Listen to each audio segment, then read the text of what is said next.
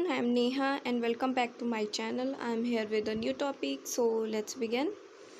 तो आज का हमारा टॉपिक है learning theory of personality. IGNOU का जो सिलेबस है उसमें दो लर्निंग थ्योरी को एक्सप्लेन किया गया है। एक तो पैवलव की है लर्निंग थ्योरी ऑफ पर्सनैलिटी और सेकंड है बीएफ स्किनर की लर्निंग थ्योरी ऑफ पर्सनैलिटी। तो in this video we will discuss about Pavlov की लर्निंग थ्योरी ऑफ पर्सनैलिटी। तो पैवलव की जो लर्निंग थ्योरी थी उसको हम डिस्कस करते हैं। ये है पावलोव और इनका फुल नेम था इवान पेट्रोविच पैवलव और इनका जो बर्थ हुआ था 1840 दिसंबर 1849 में हुआ था और इनकी डेथ 1936 में हुई थी। ये रशियन साइकोलॉजिस्ट थे। पहले इन्होंने किसी रिलीजियस स्कूल से अटेंड किया और अपनी स्टडी जो थी उसको नेचुरल साइंस में स्टडी की। फिर उसके बाद एज अ साइकोलॉजिस्ट इन्हें अपने करियर को परस्यू करना था, तो उससे फर्दर अपनी स्टडी को इन्होंने कंटिन्यू किया और उसको कंप्लीट किया।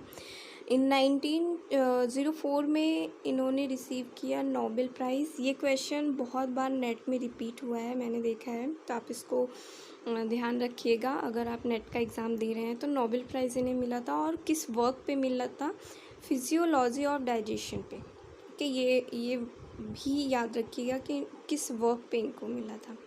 चलिए अब इनकी थ्योरी के बारे में बढ़ते हैं आगे। पावलोव जो थे वो एक बिहेवियरिस्ट साइकोलॉजिस्ट थे। उनका जो मेन फोकस था ऑब्जर्वेबल बिहेवियर था, उनकी जो थ्योरी थी, क्योंकि बिहेवियर को मेज़र किया जा सकता है, थॉट्स को नहीं, अकॉर्डिंग टू हिम। पावलोव जो थे वो इंडिविजुअल डिफरेंसेस इन पर्सनैलिटी, जिसका रिज़ल्ट ये हुआ कि लर्निंग हुई एंड डिफरेंट एनवायरमेंटल एक्सपीरियंस के साथ। और इनका जो थ्योरी का साइंटिफिक एविडेंस था वो कीवर्ड था इनकी थ्योरी का।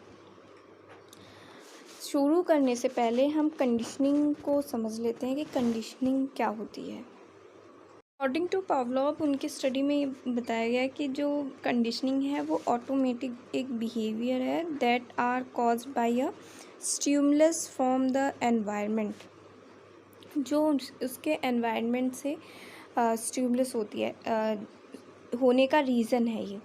और फॉर एग्ज़ाम्पल यहाँ पे कुछ एग्ज़ाम्पल्स दिए हुए हैं कि अगर आपके आँखों में ऐसे धूल सी उड़ के आती है तो आपकी आँखें जो है ऑटोमेटिक ब्लिंकिंग करने लगती है, तो वो क्या कहलाता है, वो कंडीशनिंग कहलाता है। ठीक है। और एक और एग्ज़ाम्पल है कि अगर छोटा सा बच्चा है और उसको कोई भी खिलौना दे दिया जाए तो वो क्या करेगा, उसको सीधे अपने मुंह में डालकर खेलने लगता है।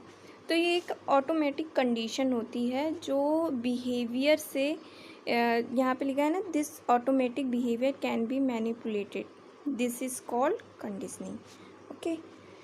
तो कंडीशनिंग जो है वो as a form of learning है, कैपेसिटी ऑफ एलिसिटी या रिस्पॉन्स, मीन्स कि किस तरीके से वो स्टिमुलस के साथ रहकर रिस्पॉन्स करती है, एंड फिर is transferred from one stimulus to another, और फिर एक स्टिमुलस से दूसरे स्टिमुलस में ट्रांसफ़र होती है। जैसे एक एग्ज़ाम्पल से मैं यहाँ पे एक्सप्लेन कर देती हूँ। आप बचपन में साइकिल चलाना सीखते हैं, फिर आप थोड़े बड़े होते हैं तो बाइक, स्कूटी, फिर कार। तो ये क्या हो रहा है, ये एक स्टिमुलस से दूसरे स्टिमुलस में आपकी जो स्किल्स है, कैपेसिटी है, वो ट्रांसफ़र हो रही है। तो ये कंडीशनिंग के अंडर में आता है जो learn as a form of learning है। तो इन कंडीशनिंग प्रोसेस में क्या होता है, an unconditioned stimulus is given to a person. अब कंडीशनिंग का मतलब है ऑटोमेटिक, तो इसका मतलब ये नहीं है कि अनकंडीशनिंग का मतलब कि अनऑटोमेटिक मीन्स कि आप उसका अपोजिट मत समझ लेना।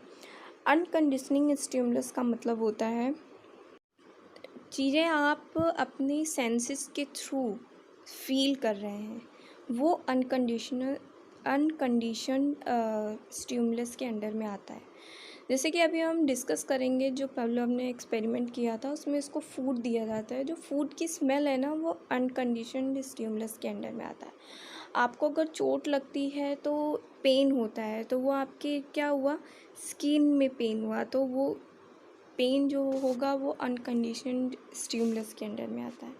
तो जितने भी सेंसेस के थ्रू आपको फील होती हैं चीज़ें, स्मेल, पेन, या फिर आइज़ के थ्रू आप देखते हैं, आप उसको फील करते हैं, तो वो सारी चीज़ें हमारी अनकंडीशनड स्टिमुलस के अंडर में आएगी। तो पावलोव की जो लर्निंग है, बेसिकली क्या कहते हैं पावलोव अपनी थ्योरी में, first we focused our attention on the process. ठीक है, प्रिंसिपल्स ऑफ क्लासिकल कंडीशनिंग। पहले हम किसी भी प्रोसेस को करने के लिए उस पर अटेंशन देंगे, ठीक है, फिर उसके प्रिंसिपल्स को फॉलो करेंगे, ठीक है, और फिर see how these processes and principles are found to be helpful in the development and change of personality. जैसे कि आप मान लीजिए कि बहुत हेल्दी हो गए हैं, बहुत ही ज़्यादा फैटी हो गया आपके बॉडी में, तो सिर्फ एक ही काम करने, एक्सरसाइज करने से तो आपका जो वेट है वो कम नहीं होगा। आपको फोकस और अटेंशन के साथ साथ उसके प्रिंसिपल्स, मीन्स के जो रूल्स हैं उसको भी फॉलो करने पड़ेंगे, स्ट्रिक्ट डाइट फॉलो करनी पड़ेगी, तब जाके आपका वेट कम होगा, आपके लिए वो एक हेल्पफुल इन द डेवलपमेंट होगा, और आपकी पर्सनैलिटी में क्या होगा, चेंज होगा। तो यही पावलोव कहना चाहते हैं। अब आते हैं उनके जो उन्होंने एक्सपेरिमेंट किया था, प्रोसेस ऑफ क्लासिकल कंडीशनिंग के बारे में। सबसे पहले उन्होंने अपनी एक्सपेरिमेंट को स्टार्ट करने से पहले ये जो सब इंस्ट्रूमेंट लगा हुआ है ना, उसके मुंह में पाइप ताकि उसका जो सलाइवा था कि किस सिचुएशन में कैसा रिस्पॉन्स कर रहा है, और सलाइवा मीन्स जो लार होती है वो कितना प्रोड्यूस हो रही है, तो उसको चेक करने के लिए उन्होंने पूरा ये पाइप से उसको पूरा कवर किया। ओके, फिर उसके बाद अपने एक्सपेरिमेंट को स्टार्ट किया। ये जो है ना कुछ कि फूड क्या है, फूड आपका अनकंडीशनड स्टिमुलस है, ठीक है, और सलाइवेशन क्या है, आपका यूसीआर है, कंडीशनल रिस्पॉन्स है, कि आप क्या दिख रहा है, जो भी हम उसको फूड मीन्स हम दिखा रहे हैं तो क्या उसका रिस्पॉन्स मिल रहा है, तो यूसीआर वो कहलाएगा, सलाइवेशन रिस्पॉन्स कर रहा है उसका। बेल जो है कंडीशनल स्टिमुलस है, जो उसकी वजह से रिस्पॉन्स हो रही हैं चीज़ें बेल की वजह से। तो चलिए, उनका जो एक्सपेरिमेंट था वो था कि नो कंडीशनिंग में क्या हुआ, पहले अनकंडीशनिंग में उसको पहले फूड दिखाया गया तो उसने रिस्पॉन्स किया, ठीक है, बट जब उसको बेल का साउंड सुनाया गया तो फिर डॉग ने कोई रिस्पॉन्स ही नहीं किया। बट ड्यूरिंग जब क्लासिकल कंडीशनिंग बेल के साथ साथ जब फूड भी दिखाया गया, तब डॉग ने क्या किया, रिस्पॉन्स किया। ये एक ही दिन में नहीं हुआ, पहले कुछ एक्सपेरिमेंट जब स्टार्ट किया था तो कुछ दिनों में ऐसे ही सिंपल फूड दिया गया डॉग को, बट कुछ टाइम बाद क्या हुआ कि बेल को रिंग किया गया, उसके बाद उसका कोई रिस्पॉन्स नहीं था, कि उसके बाद कुछ उसको फूड वूड नहीं दिया जाता था। बट जब बेल बजाने के बाद ही उस डॉग को फूड दिया जाने लगा, तो उसे पता था कि अब बेल बजी है तो मुझे अब फूड मिलेगा, तो वो क्या करता था, रिस्पॉन्स करता था, उसका जो सलाइवेशन होता था वो रिस्पॉन्डिंग वे में आता था। तो फिर बट जब बाद में बेल बजाने पर ही उस रिस्पॉन्स करता था, दैट मीन्स कि हमने क्या किया, फोकस किया, अटेंशन किया, focus our attention on the process, और जो प्रिंसिपल थे क्लासिकल कंडीशनिंग की उसको देखा, और इस प्रोसेस के थ्रू ये पाया कि जो डेवलपमेंट है वो बहुत ज़्यादा हेल्पफुल है, और पर्सनैलिटी में डॉग के क्या हो रहा है, चेंजेस हो रहा है। इसीलिए मैंने ये लाइंस जो थी, ये जो अभी डिस्कस की है, ये इसीलिए मैंने पहले ही बता दी थी आपको, जिससे कि उस पॉइंट पे आपको समझ में आए। बाद जो बुक में एक छोटा सा डायग्राम दिया गया है उसको समझ लेते हैं। यहाँ पे कंडीशनिंग स्टिमुलस क्या है, बेल है। और जब बेल बजाई जाती है तो फिर डॉग क्या करता है, कोई भी रिस्पॉन्स नहीं दे जाता है। तो यहाँ पे पैवलोव क्या करते हैं, एक्सप्लोरेटरी रिस्पॉन्सेस मीन्स कि इसको एक्सप्लोर करते हैं रिस्पॉन्स को कि किस तरीके से होगा। तो फिर वो क्या करते हैं, अनकंडीशनल स्टिमुलस मीन्स कि फूड को शो करते हैं डॉग को, तो रिस्पॉन्स होता है, कंडीशनिंग रिस्पॉन्स आता है, ऑटोमेटिक क्या आता है, सलाइवा रिस्पॉन्स करने लगता है। बट जब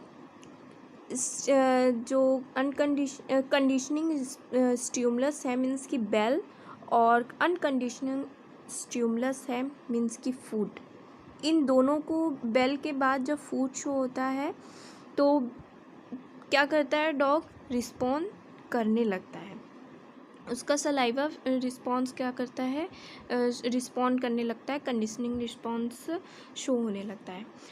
और फिर आफ्टर दैट, इस सिचुएशन के बाद जब भी इंडिविजुअल बेल बजती है तो डॉग क्या करता है, वहाँ पे रिस्पॉन्स करता है, जो इस फर्स्ट सिचुएशन में नहीं कर रहा था। दैट मीन्स कि फोकस करना, प्रिंसिपल्स को फॉलो करना, ये क्या करता है, आपके डेवलपमेंट हेल्पफुल होता है आपके डेवलपमेंट में, और आपकी पर्सनैलिटी को चेंज करता है अकॉर्डिंग टू पैवलोव। तो अब इसके बाद हम जो उन्होंने अपनी theoretical principles of classical conditioning बताई है उसके बारे में डिस्कस करेंगे।